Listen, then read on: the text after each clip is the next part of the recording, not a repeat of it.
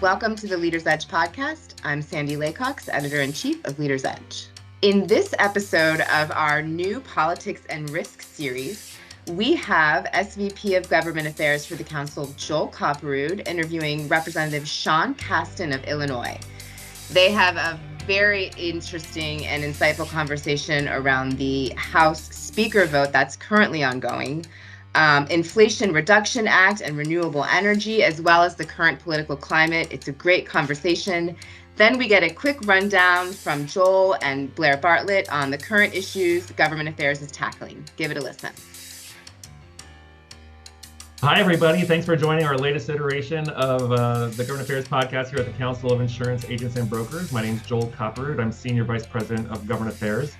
And I'm joined by Congressman Sean Casten from the 6th District of Illinois. Sean has been a very good friend of the council since he was first elected in 2018. He was appointed on the Financial Services Committee, which oversees all the property casualty insurance issues on which we advocate for. And he joins the committee with a really interesting background and perception on how he views his role here in Congress. I don't think there's anyone on the committee that has more of a unique focus on climate change issues than Sean. And he has built a very rich career in the green energy space. He's smarter than anyone on my team when it comes to green energy development. And I don't have to tell any of the listeners that climate change and climate risk has catapulted the insurance industry to the front line, and it's something that we are increasingly dealing with. So it's an honor to have you join our podcast today, Sean. I know that we've stayed in touch over the years, and we actually interviewed you, I don't know if you recall this, for our magazine Leader's Edge in 2018 when you were a freshman. That's a deep cut, but that was a while ago, yeah. That was a long time ago, and I want to follow up on some of that. I'm hoping I didn't say anything to embarrass myself or anything that... But before we get into the climate stuff, I want to ask you a little bit about what just happened on the House floor. So literally just minutes ago, you voted again for Speaker or Leader Jeffries to be the Speaker of the House. Obviously, he doesn't have the votes. You're in the minority party. But this was the third vote to demonstrate that we can't get a Speaker. And we are 17, 18 days in of an unprecedented run of not having a Speaker of the House. Total political paralysis. I would clarify, this is the 18th time we voted for a Speaker in the 118th Congress. Oh my God. Yeah, not to make it more depressing. It's only the third time this round, right? Yeah. So how are you talking about this now? What's the likely outcome? I know I have friends on the other side of the aisle who they say that it is the notion of voting for a speaker that might attract Democratic support is politically toxic right now, and they just cannot envision that scenario. And it seems to me like at 1:04 p.m. this Friday afternoon that the most likely scenario would be empowering temporary Speaker Patrick McHenry with some kind of power to at least fund the government, fund the wars in Ukraine and Israel, and get us through some of these crises until we can get a more permanent solution. Is that not the viable path forward? I mean, yeah, look, if I could tell you who the leadership of the Republican Party is, we could then have a conversation about whether they have a strategy that's informed by logic. I get hung up on the first part of that question. I don't know who's running the show over there, right? It's not McCarthy. It's not Scalise. As Hakeem voted, there's something that's very appropriate that the guy who came in second in their internal caucus meeting to run for Speaker is their nominee on the floor, which is fitting for a party that's built on election denial. Right? But I think, take the humor out of it. What is so, I think, hard for those of us who love this institution to grapple with is that the party of Lincoln, the party that saved our union, is now basically two separate parties. You've got one party that is very culturally conservative, but believes that government should work, and another party that is very culturally conservative and believes that government shouldn't work. And those two parties really don't like each other, but they are caucusing together for the time being, because if they were to split apart, neither of them independently has any power. And so we're sitting here in this moment saying, this civil war within the party, yes, there's a very logical path that says we can find lots of people who could get 300 plus votes on the floor.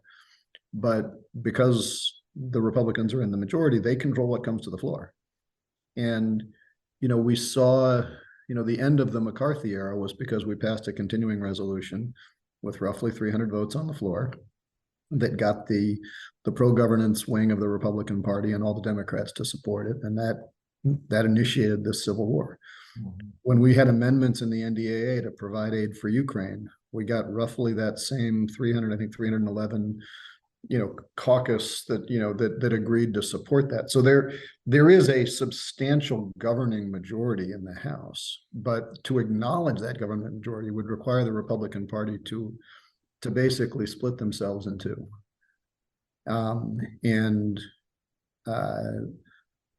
We need two governing parties in this country.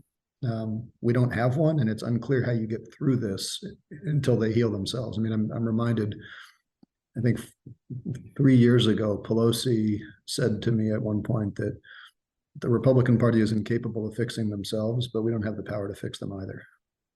Yeah. And I don't know how that ends.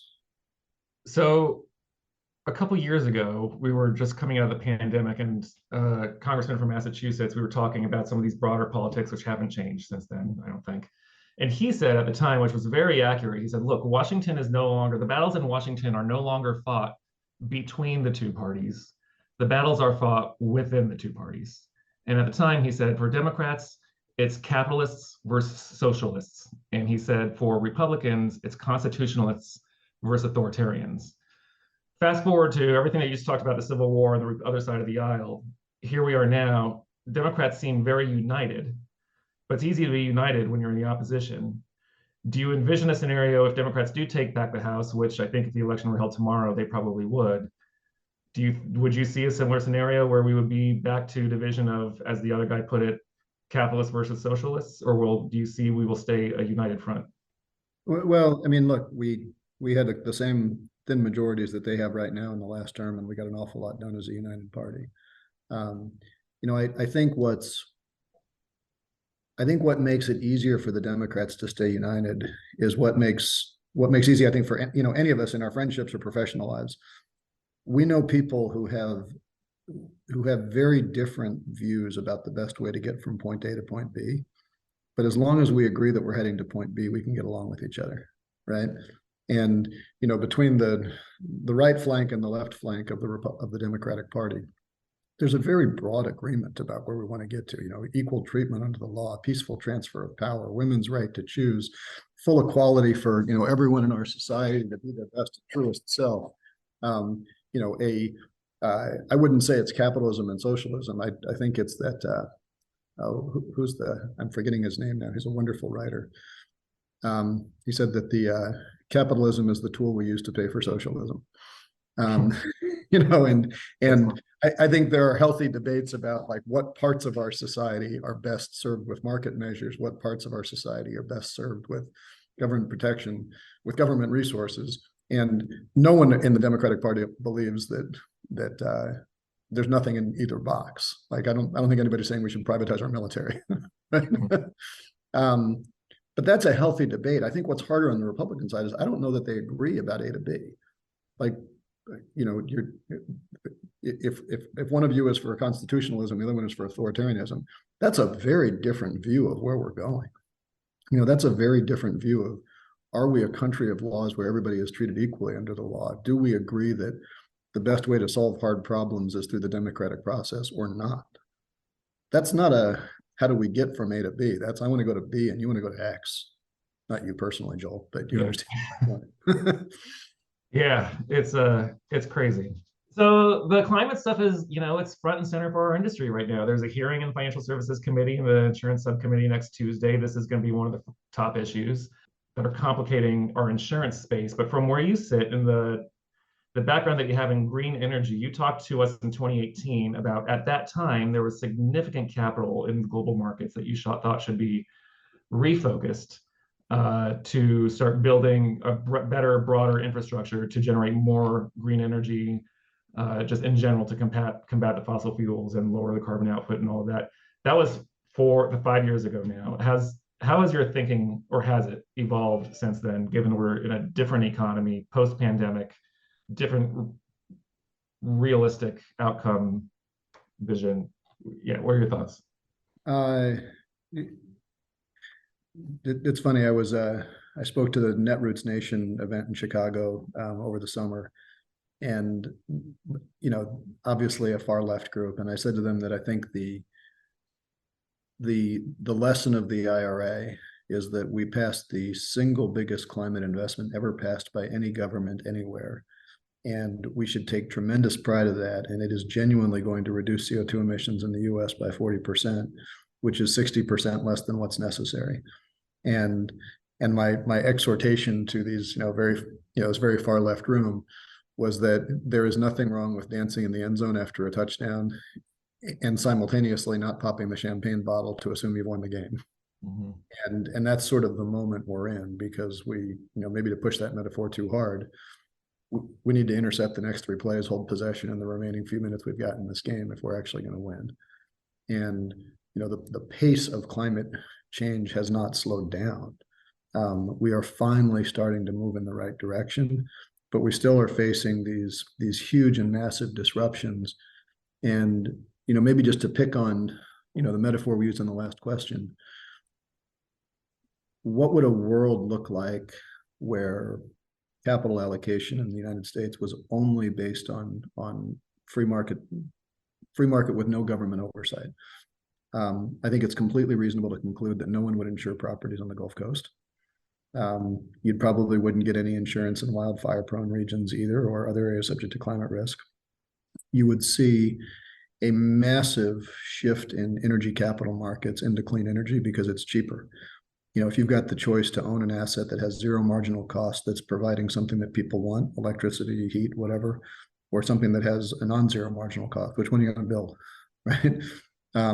And with that flood of capital, you would see a complete decimation of communities that today depend for jobs on the production of more expensive, less competitive energy sources, namely oil, gas, and coal. So that's what would happen in a world completely informed by capitalism. I think the challenge that we're working through right now, and I don't need to tell you this or you're is that none of us actually live in that competitive market world. And if you are, the state of California, and your property insurers are saying, I don't want to invest here anymore because I can't actuarially protect myself from the risk if you're only going to use backward-looking assessments. Do you, as a Californian legislator, do you say, yeah, that's fine, I'm going to raise the rates for Californians because you need to lose forward? You need to recover your costs and then lose your next election? Or do you say, well, you can't do that, and that means that insurers are going to leave the state? We're seeing that play out in Florida. We're seeing that play out in Louisiana. How does that work?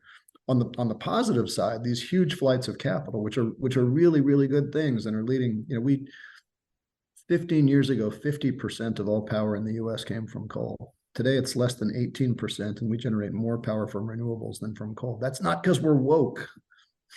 It's because it's cheaper. That's awesome. Then in the meantime, look at what that transition has done to places like West Virginia, where you've got surging rates of opioid addiction, surging rates of unemployment, communities that can't attract capital. That's a real issue as well. And as humans and fellow Americans, we have to look out for those people. So how do we manage that? And I just feel more and more like every piece of our financial market is grappling with this question of how do we embrace capitalism that's moving us in a direction that is positive on the one hand, scary on the other hand, and to what degree do we allow a social safety net to stay in place or get expanded that blocks that movement of capital, but also means that the next storm that's going to be bigger than the last storm is now going to cause much more damage because we didn't get people out of the way. That's fascinating. You mentioned the IRA. I actually just had a meeting yesterday with one of our advocates in Brussels, and he mentioned the IRA when we were talking about issues that we're working on. And he said, European regulators and advocates in our space were beside themselves in shock that the United States, put this much money into the green energy. Like, it was great. They were shocked, but wow, were they beside themselves? And it ran afoul of some of the agreements that we had made with Europeans, but they were okay with that because of the broader good, getting from A to B, all of that. But my response to him was, wow, you know more about the IRA than 95% of Americans. And I hear Democrats talk about, like, one of the things that the Biden campaign is going to campaign on is everything that they got accomplished. A lot of things that they got accomplished were wrapped in the IRA and a handful of other bills that were just behemoth bills. How do you message this? How many of your constituents know what the IRA is? I mean, the IRA is a healthcare bill, it's a green energy bill, it is everything. And we run around saying, Democrats run around saying the IRA, the Inflation Reduction Act. The Inflation Reduction Act. How does that green? It just seems like such a challenge to message this and get. Well, look, as a know what we've done. I say this only half jokingly, that the reason that bill is called the Inflation Reduction Act is because that's how we got Joe Manchin to stop blocking it.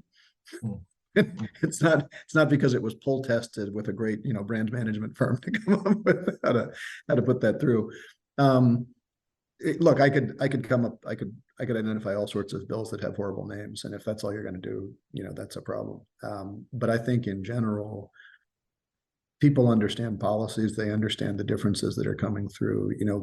Being able to say to people, your insulin costs went down. Yeah, I know that.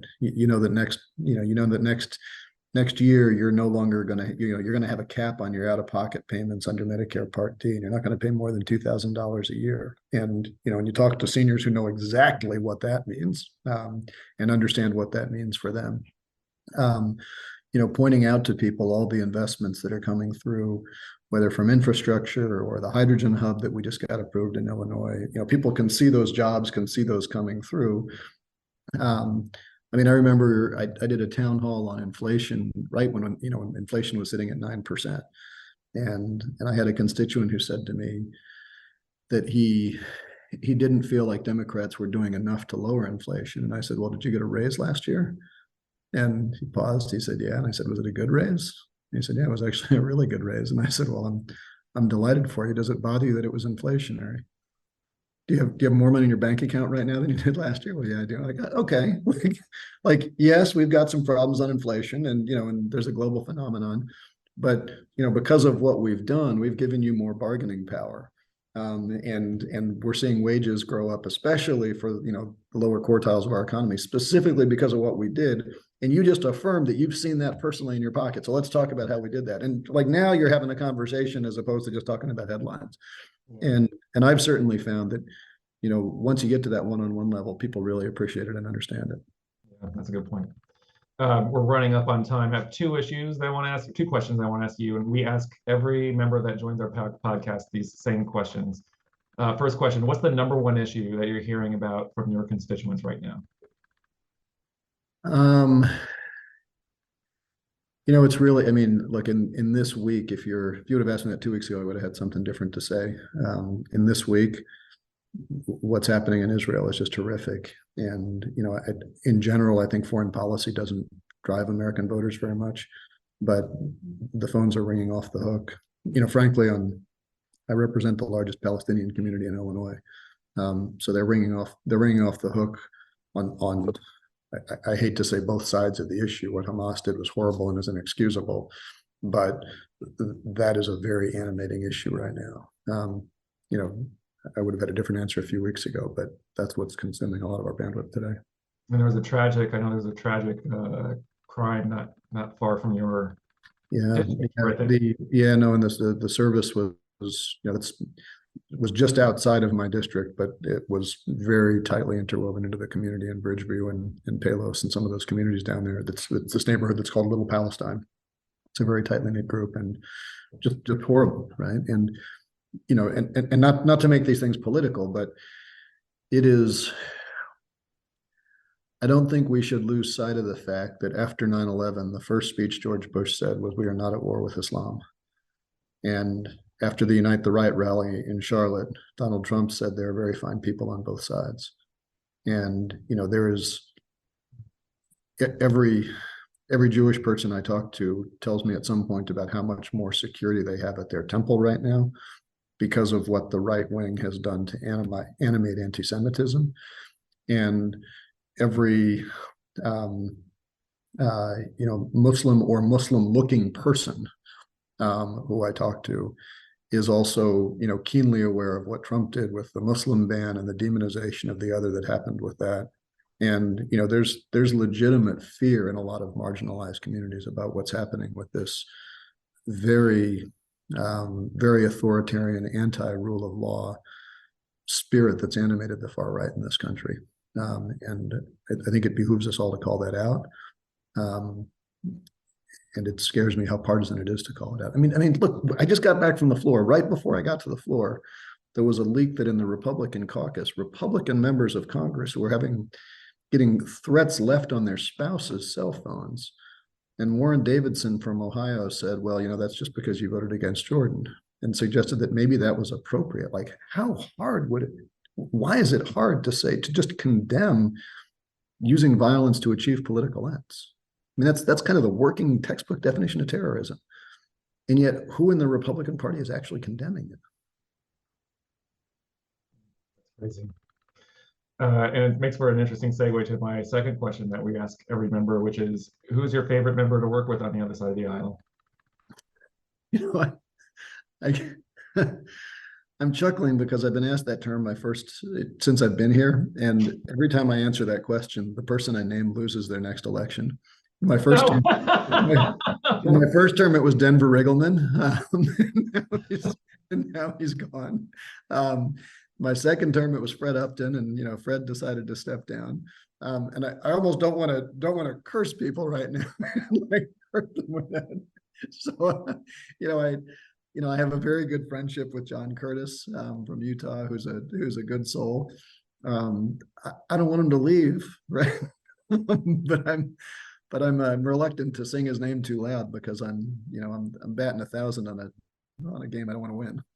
It's frustrating because we did a very good job at covering the polarization, but one thing we try to do is pull back the curtain and show that there are actually a lot of good, strong bipartisan relationships up here. There's actually a lot of bipartisan work that gets done at the committee levels on various bills. We had Senator George Marshall from Kansas talk to us a few weeks ago, and he's not, I wouldn't count him as Roger Marshall. Yeah. Sorry, I always say George Marshall because of Roger Marshall.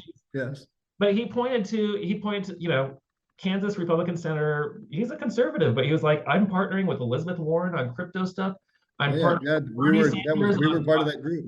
He wants to lower healthcare costs, and he's working with Bernie Sanders. Like, there's so much bipartisanship that is actually happening that's just not breaking through this toxicity. And I think it's hard. I mean, we've seen it in the speaker vote and this is maybe more true in the House than the Senate. I think the Senate there's less of an ecosystem that rewards the crazies in the Senate as there is in the House. But we have had, some of the conversations we've been having about, might there be a bipartisan path forward, as we've all been saying.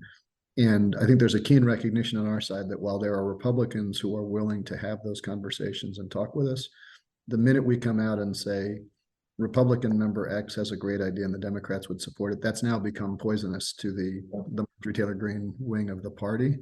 And now those people are potentially exposed to death threats. So it's unfortunate because you'd like to amplify those friendships, but out of friendship, we're reluctant to do so at this moment.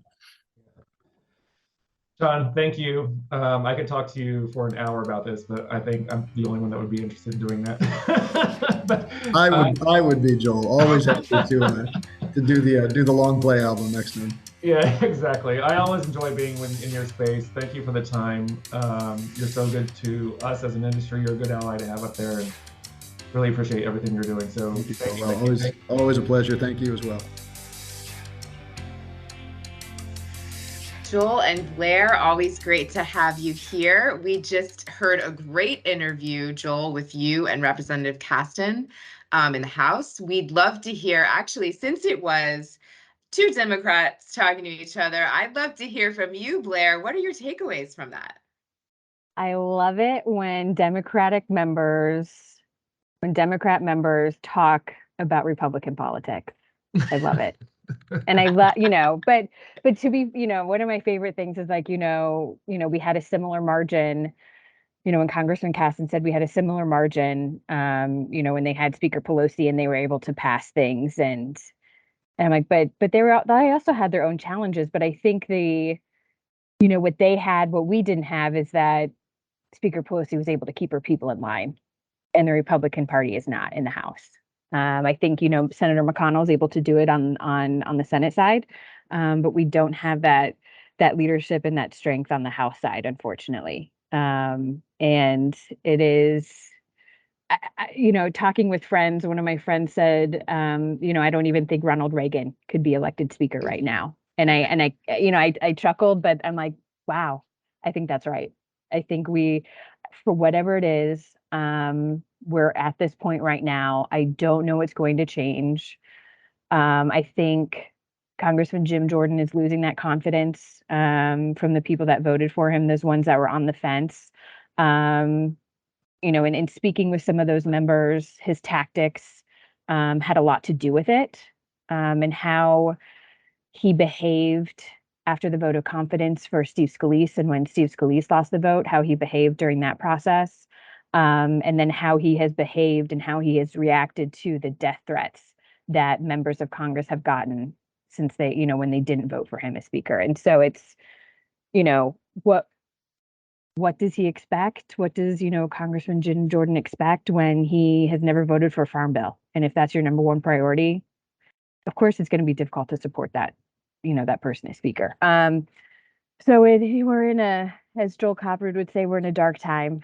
Yes. And no one sees the light at the end of the tunnel, because no one, when a grenade and a bomb was thrown, and there's no plan on how to pick up the pieces.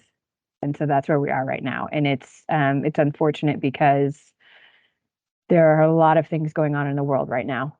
And personally, I don't know if we have the leadership in the presidential administration to lead without the House and the Senate. So yeah, you it definitely came through in the interview, all those points that you made. The violence, the political violence that's happening, that seems to be okay. All of that it's troubling. Joel, I don't know if you have any final takeaways from that. Any just thoughts from chatting with him? No, I thought it kind of speaks for itself. I would just like to say, generally, like everything that we try to do on this podcast is just showcase and highlight the bipartisanship that does actually get through, and that is there. And you heard we tried to highlight that, but it kind of came to the flop because there was a lot of but. It's difficult to break through. But the most frustrating thing, and we'll transition into our parochial issues here real quick, but I think the frustrating thing is that the bipartisanship agenda is what's being held hostage, obviously. The business agenda, no matter what you're lobbying for, as an advocate, as a business advocate, everything is stalled, and it's all being hijacked, and it's frankly being held hostage. And I get frustrated, and I know Blair's heard me say this a million times, but the term rhino has been used to describe moderate Republicans, to try to pigeonhole them. Republicans in name only. Trump had kind of brought that to the next level and popularized that. And at what point, I feel like, is that going to be flipped to these extremists? You are not a Republican. The extremists are not Republicans. They don't want to govern. Republicans are the Republican Party that I knew, like Blair just said, Ronald Reagan could not be elected speaker right now. Like the Republican Party that I'm familiar with wants strong, free, fair, competitive markets to thrive. They want to be defense hawks. They want to fight our wars overseas off of our lands. They want to promote democracies around the world. That's not what these extremists are advocating for, and they're hijacking all the goodwill. In the House of Representatives, bills that have over 300 votes of support that would pass with flying colors, aid for Israel, aid for Ukraine, funding the federal government, the very basic stuff, but not a lot. In addition to our own parochial priorities, lowering healthcare costs, strengthening and reforming the flood insurance program, lots of bipartisan support for these things that just can't break through. And it's not even that, it's not indicative of one party or the other. I think it's more indicative of the political system that's evolved over time that rewards chaos on the extreme, and people leave voting. They no longer vote in primaries because they don't like how the parties have been hijacked. Now I will move on to our current issues. I know there's stuff going on that you all would love to share with our listeners. Not nearly as much as we would hope for. I mean, obviously the legislative agenda right now is not moving. So it stands still. But there was actually some good progress on our cannabis legislation recently. If you attended our ILF or listened to our last podcast, which was released at ILF in October, you heard this update. But it's worth sharing with everyone. I've actually talked to some Senate staff since then. That the Senate Banking Committee passed for the first time the cannabis legislation that we've been advocating for years, which would allow financial services and insurance services to be offered to businesses that are part of the cannabis industry without running afoul of federal law. We've got our language in there to make sure that we are carved out, and we've been big advocates for it. That similar legislation has passed the House 6 times in the previous Congress. Never got any traction in the Senate. So the fact that it made it through the Senate Banking Committee on a bipartisan vote is very, very good news. And I talked with some Hill staffers that are working behind the scenes in the Senate side to try to figure out how to get this to the president's desk. The Senate agenda is stacked and complicated, and getting anything through the Senate maze takes a lot of time. You need generally to reach a 60 vote threshold to get anything done. They actually did not see a path for cannabis on the Senate floor, but they did see a path on attaching it to what would be considered must-pass legislation in December.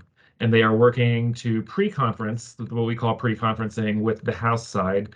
There are some issues that some Republicans on the Financial Services Committee have with the latest iteration that was just passed with Senate banking. Language that has nothing to do with the cannabis portion, I might add. It has to do with some banking language, and they are going to add some crypto language to appease some Republicans on the financial services side, with the hopes that they would cobble something together that everyone, even if they are detractors of the marijuana industry at large, they would hold their nose and not oppose it.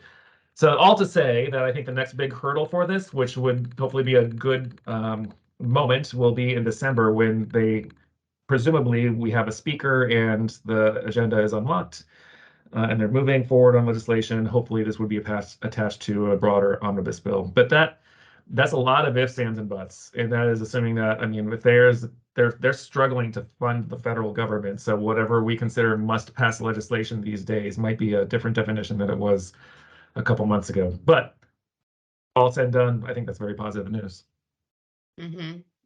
Absolutely. Blair, anything on flood? I know that has to get through, or are we just kind of sitting and waiting? It does. I mean, I think the current environment that we're in, probably from now until the end of time, kidding. I think from for now until, the next probably couple years, is we're just going to be doing short-term reauthorizations. It's going to be hard to do any long-term reform and even any long-term reauthorizations. I think just the politics of it and who you have sitting in Congress right now is going to be difficult. So, first, I think for industry, the goal is just to make sure that it's reauthorized. And still trying to figure out operating within risk rating 2.0. And then I know FEMA is trying to, do some internal things like update policy forms and, making sure that, kind of write your owns across the board are, instituting risk rating 2.0 in the same way. And, for us, it's, I always say first thing, reauthorization of the NFIP, and then no cuts to broker compensation, and then continuous coverage, and then propping, how can we, make sure that the private market is accessible. But I think for now into the foreseeable future, it's just going to be short-term reauthorizations. And then crop insurance, we are looking at possibly a short-term reauthorization for that. We're caught in the farm bills reauthorized every 5 years. We're caught in a standstill now. And so I think it's just going to be a year-long extension for the farm bill. I think that even without, the House not having a speaker, there were going to be some issues that made a short-term authorization needed anyway. But I think compounded with no speaker, we're headed toward a kind of just like a clean extension for 1 year. So. All right. Well, we'll keep kicking the can down the road, I guess, as we go along. Yeah, we'll just make those, state laws and regulations even, stronger and broader while the federal government fails to act. Ugh. All right, you guys. Well, thank you so much, Joel. Great interview. Really interesting and insightful. So enjoyed it as always. Perfect. Thanks, Sandy. That was the Council's Government Affairs team, Blair Bartlett and Joel Kopperud, and a great interview with Representative Sean Casten of Illinois. Thanks for joining us. You can find more Leaders Edge podcasts at leadersedge.com.